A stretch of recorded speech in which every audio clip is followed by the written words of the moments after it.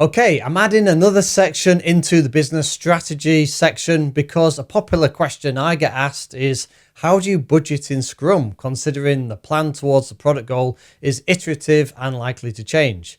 This is not an easy topic to cover, particularly because those with the budget are usually influential stakeholders, and the first thing they always want to know is, what will it cost? And the next thing they want to know is, how long is it going to take? Traditionally, you create a detailed plan and make an estimate based on that plan, but the calculated costs are just an estimate. Accurate estimates are easier to make if you have experience building the same thing, but really difficult to accurately estimate if you're building something completely new. For example, if you're a construction company and you're building a 4-bed family home, you can accurately plan the estimate and the costs of the build if this is the exact same house that you've built many times before. If you're a new construction company, you'll find it harder to estimate due to lack of experience, but you can always hire consultants or seek advice from more experienced people to review your plan and estimates. Building something regularly is the complicated domain. However, if the thing you're building has never been built before, how on earth are you going to accurately make some forecasts and estimates and plan? Right at the start, it's going to be really difficult, if not impossible. Having lots of industry experience is going to help with building something completely new, but there's always going to be so many unforeseen complications and issues. This is the complex domain. For developing common things with plenty of experience, it's the complicated domain. The waterfall methodology here might be the best way to go. For developing things in the complex domain, new things or things that are completely new to you or completely new in general, then Agile and Scrum are probably the best way to go. Remember, the Scrum framework exists to help people, teams, and organizations generate value through adaptive solutions for complex problems.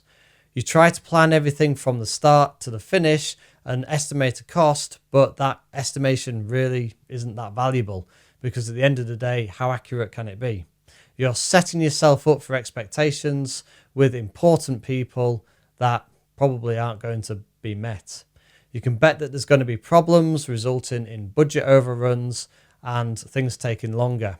So why set those expectations at the start and set yourself up for failure, stress, and disappointment? Remember the cone of uncertainty. Trying to plan too far in advance is difficult because the further out we look, the more uncertainty we tend to have. We'll look more at the cone of uncertainty in the forecasting and release planning section of this course. Okay, so that said, there's still the issue of the sponsor wanting to know exactly what the development costs are going to be from day one. So what's the solution? Well, the solution is to try and change their mindset. Remember the Agile Manifesto: working software over comprehensive documentation, customer collaboration over contract negotiation, and responding to change over following a plan. If you're developing something new, you can tell the sponsor that you can give them a ballpark estimate of the potential costs, but heavily caveat that with the fact that the estimate just has too many uncertainties in it to be reliable. Then you can offer them this alternative. Offer to find out what the minimal viable product would be, or MVP.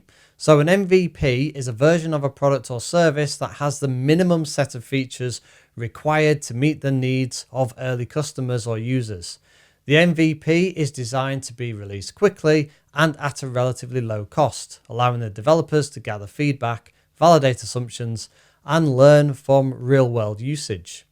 The primary goal of an MVP is to test and validate the product concept, gain user insights and feedback, and iteratively improve the product based on that feedback.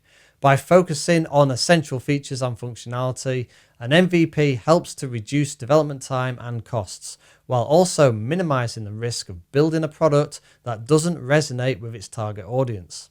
The MVP approach emphasizes the importance of early customer engagement, learning from user behavior, and adapting the product based on real-world feedback. It allows a product owner to validate their assumptions, identify potential issues, and make informed decisions about the future direction of the product. The ultimate aim of an MVP is to create a valuable and marketable product through iterative and customer-centric development process. So, sounds very Scrum, doesn't it? Basically, it is. It's exactly that. So, respect the sponsor's budget, work with the sponsor and other stakeholders to determine what the minimal viable product should be, or at least determine at least one useful feature that you can release in the early sprints. Commit some of that budget to that release and then release it, inspect and adapt. Better yet, if you can start generating revenue from that first feature or the MVP, then you can start using that revenue to fund further development. This is explained in the book Lean Startup by Eric Ries, which I highly recommend. It's definitely worth reading that one. Your product owner might be the sponsor or work with the sponsor to review and allocate budget once per sprint following the sprint review and sprint planning. So that's the answer. Basically, understand that it's not easy to change habits and expectations of, especially of senior people and the people that hold the budget. Perhaps this is the job of the Scrum Master, because one of the Scrum Master's accountabilities is leading, training and coaching the organization in its Scrum adoption. So you could lean on the Scrum Master to try and sell the idea of the iterative development that Scrum offers.